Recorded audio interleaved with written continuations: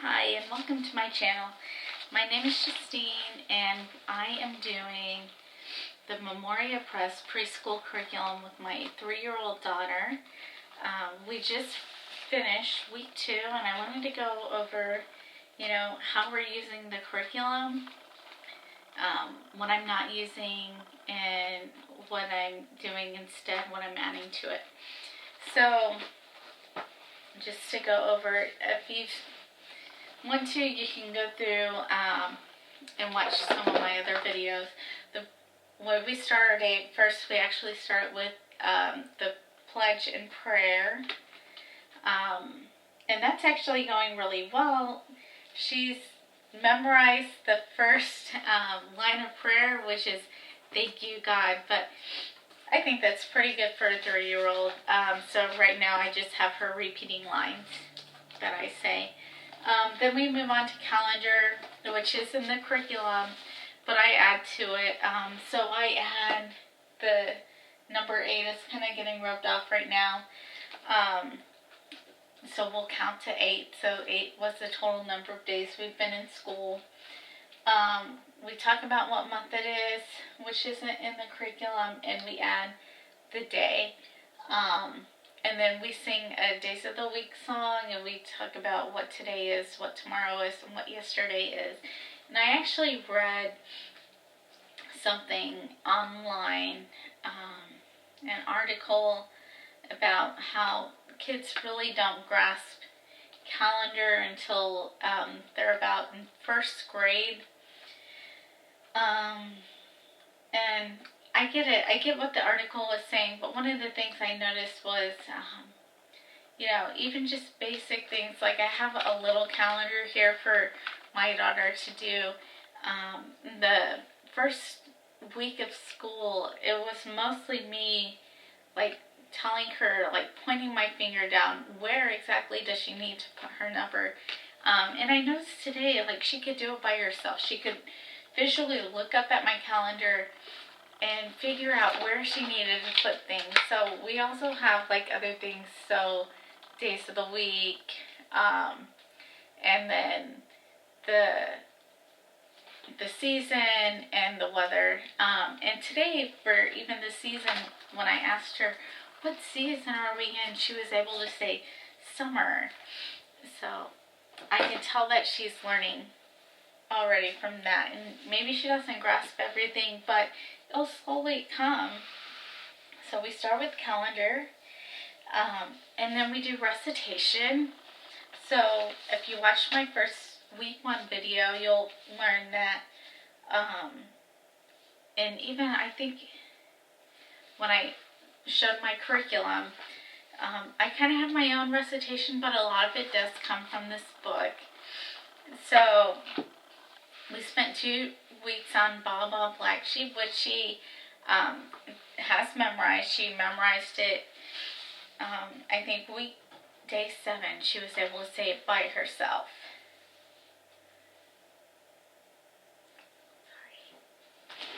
Sorry.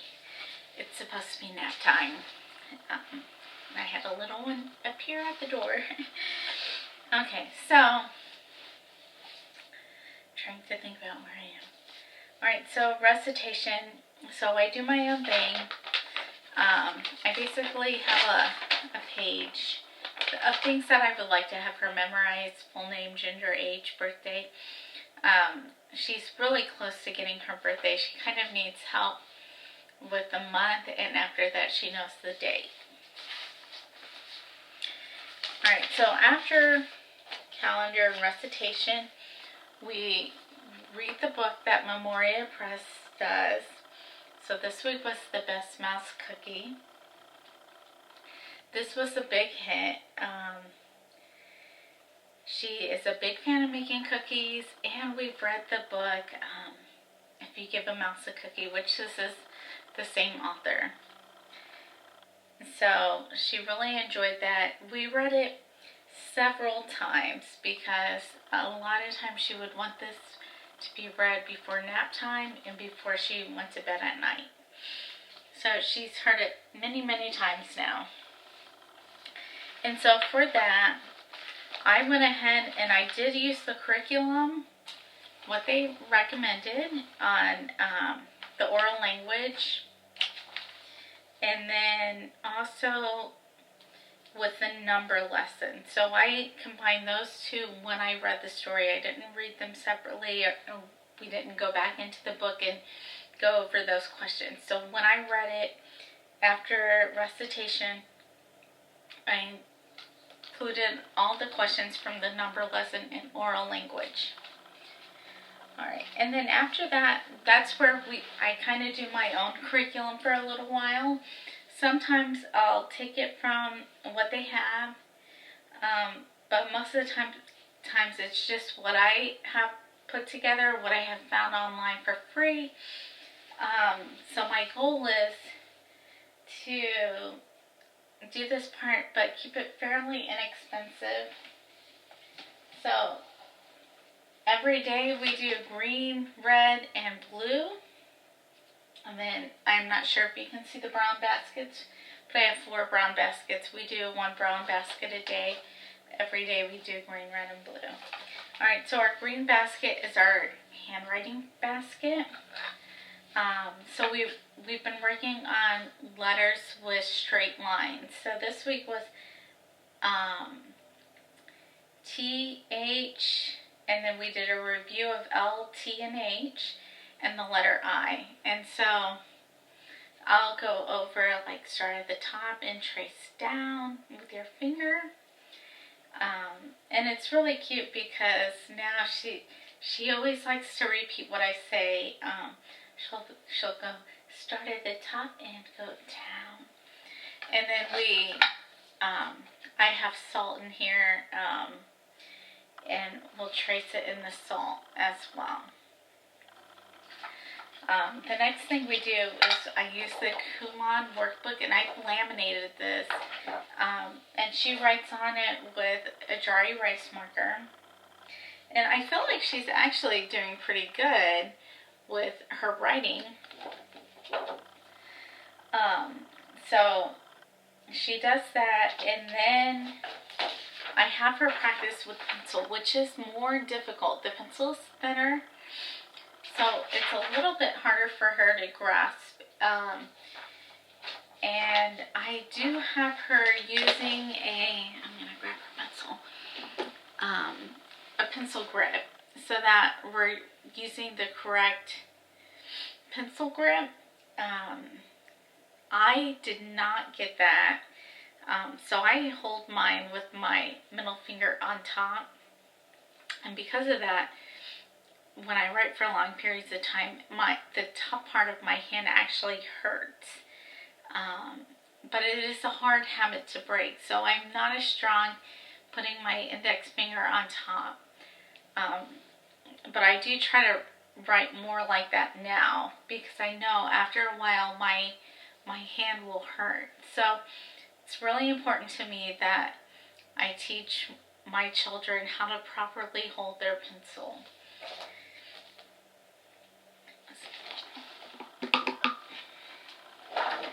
So we do that. So she likes handwriting. And in the Memoria Press, at least not right now, there isn't really any handwriting. So that's something that I've added. Alright, the next thing we do is a math activity, and my math and my phonics, I try to keep Montessori based. Now, right now, math is not going well for us. My daughter doesn't seem as interested, and we've been doing the number rods. So at first I gave her the whole set, and we would set them up, and then we would do the lesson, and I kind of felt like by the time she set it up, she wasn't interested anymore. So then I started just giving her the ones that we were using to count and to learn, but I'm still feeling like she's not that interested. So I think over the next few weeks she might see some things that I do completely different. I just want to try to find something that my daughter will be interested in, because I feel like she finds this not, and because of that it's not fun for her. She doesn't want to do it. But she is willing to read numbers, and she can read all the way up to 12 now. So we've gotten beyond my last video. I think I said with number 11, she used to call it 2 because there's 2 lines. So now she does read it as 11.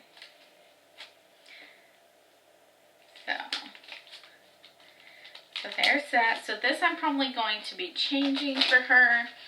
I really like the number rods.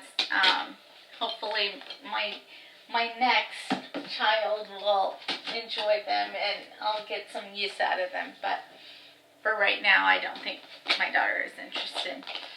Alright, so then we have our phonics basket. We always start with flashcards and we do sounds, and it's really fast. A, B, K, D.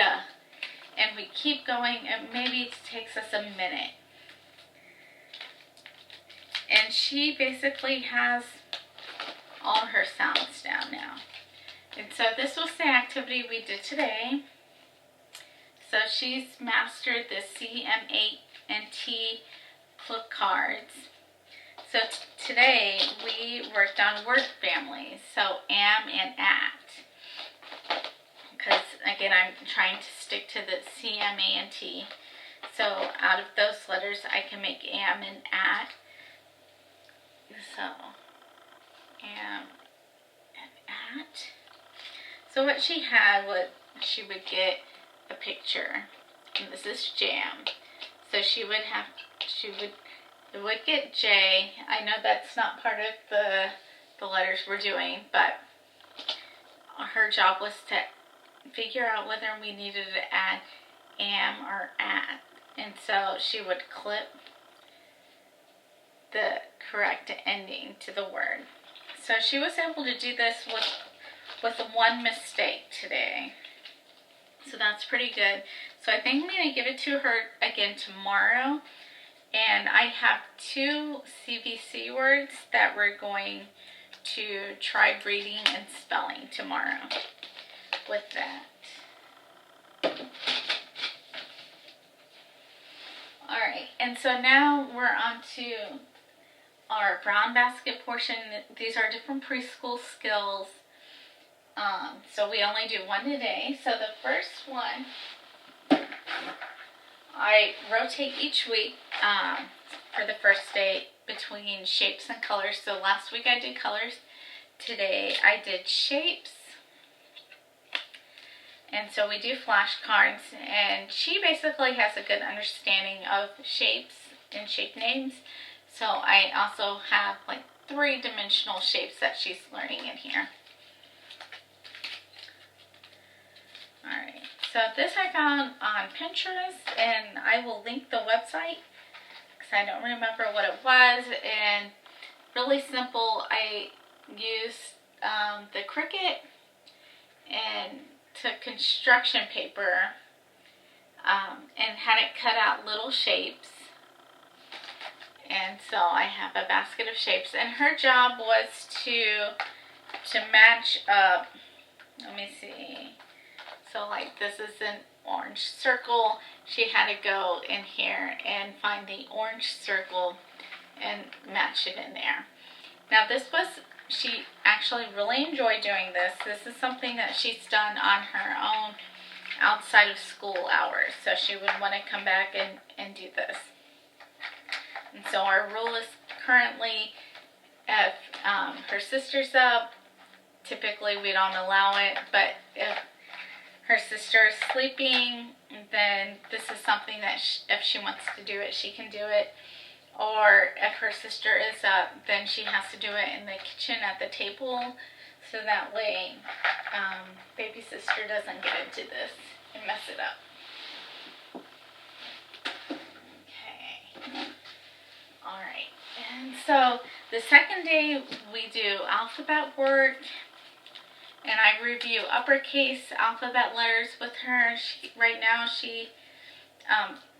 for about 50% of them, she says the letter name, and 50% she gives the sound. And I don't correct her or anything. Originally, I was just thinking letter name, but the fact that she is learning sounds and she realizes that even though we do lowercase letters in phonics, that this is the matching uppercase letter, I think it's good. So we have these little mouse cards with letters on them. And who did this? I'm trying to think. This is by the Letters of Literacy, and again, these are free things that I found online, so I'll try to link it below. And what you had to do was, there's lowercase letters, and you would have to match that to the uppercase letter. Now at first, I gave her 6 letters at a time and just mixed up the lowercase cards and had her match. But then she did want to play with this outside of school hours, and when she would ask to play with it again, I would give her the whole alphabet at once, and she did fine.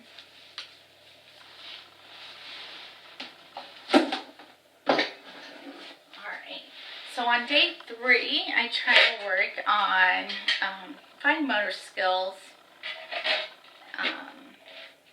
And so we do a scissors page from my very first book of scissors. Now, Memoria Press will have this book on different days later on in the curriculum, but I've started now. Cutting is, like, I think my daughter's favorite thing to do right now is cutting. So she gets one cutting page.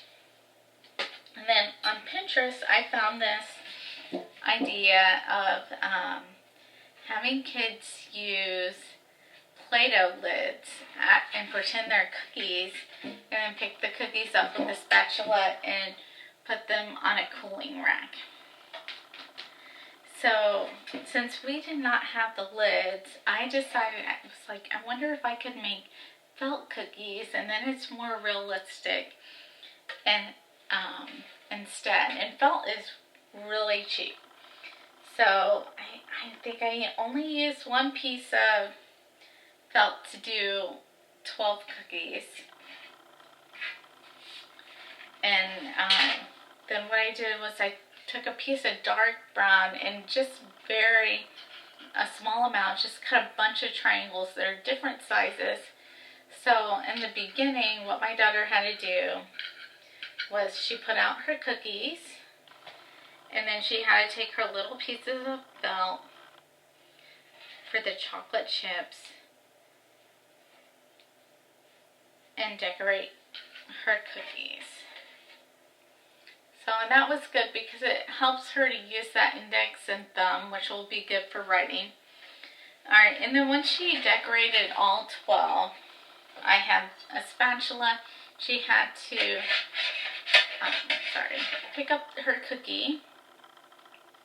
That, my camera stopped. Alright, so after she picked up her cookie, she basically moved her cookie to the drying rack. And this was, it was such a big hit with her. I don't know how many times she did. She was asking to do this all the time. So once we did this, she did it several times. And we took Monday, Tuesday, and Wednesday off last week because her grandparents were visiting from the Philippines, and my husband had Monday through Wednesday off of work. So we went ahead and took some time off the school.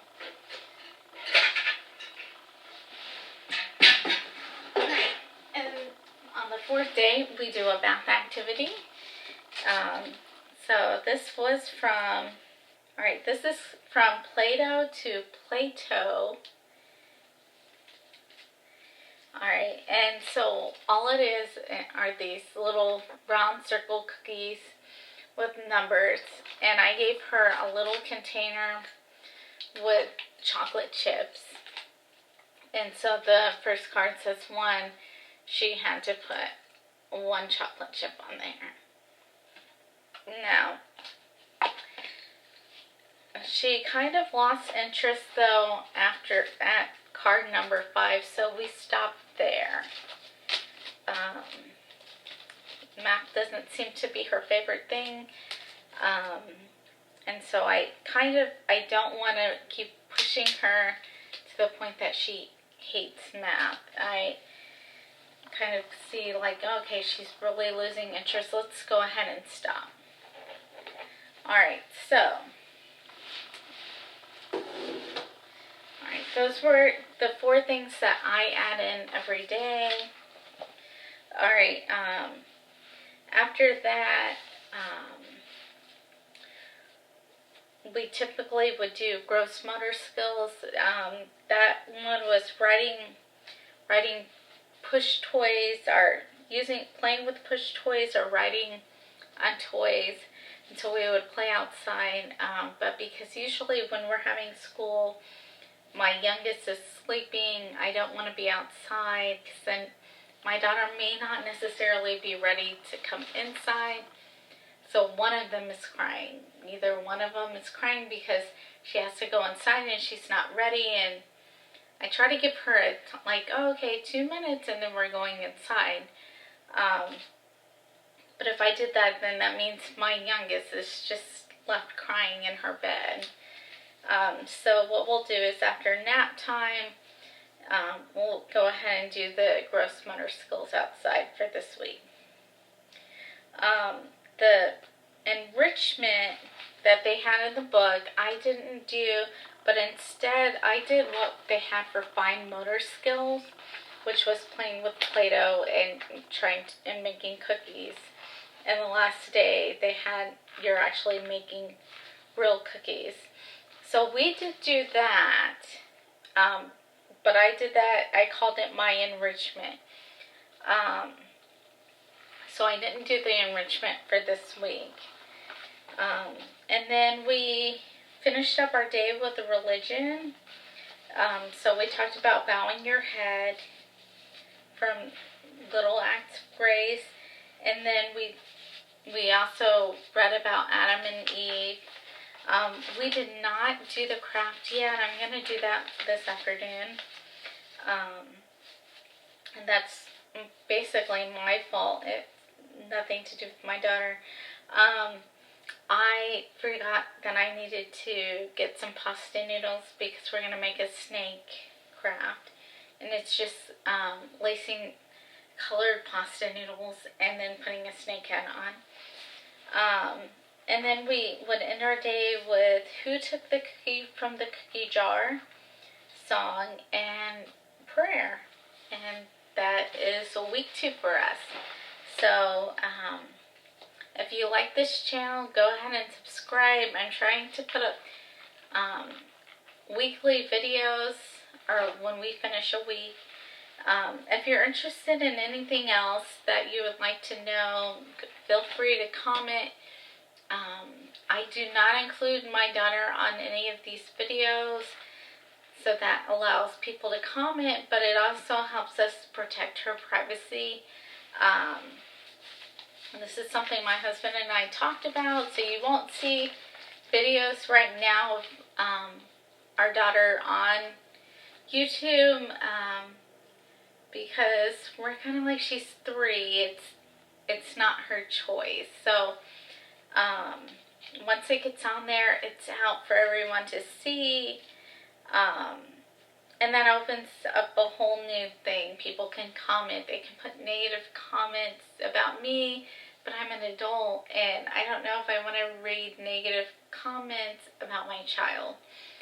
So we're still really up in the air if we'll ever allow me to put videos of her. I have talked about maybe doing some lessons and videotaping her from the back where you're not seeing her face. We might allow that. It's still kind of up in the air. But anyways, this is my channel, and thank you for watching. Bye.